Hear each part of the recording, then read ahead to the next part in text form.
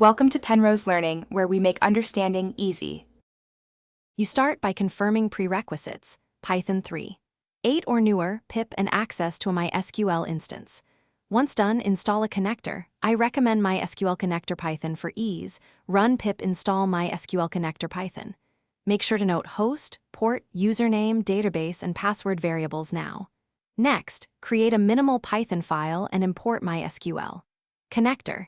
This immediate step gets you into code quickly, so you can test a connection right away without overcomplicating your environment. You now open a connection, construct MySQL, connector.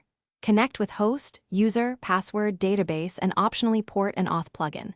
Once connected, create a cursor, using dictionary equals true returns named columns, which helps clarity. Execute SQL using cursor. Execute with parameterized placeholders, for example %s, and pass params as a tuple. This prevents injection and keeps queries clear. Fetch rows with fetchon or fetchall, and process results in Python structures. Close the cursor. You finish by committing changes for writes. Call con. Commit after inserts, updates, and deletes. If something fails, call con.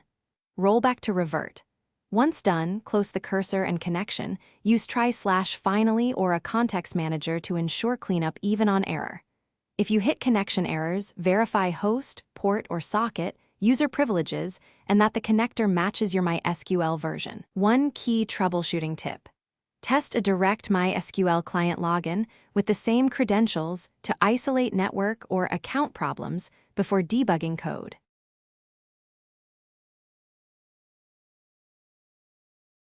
Thanks for watching. If this was helpful, leave a like and consider subscribing. See you next time.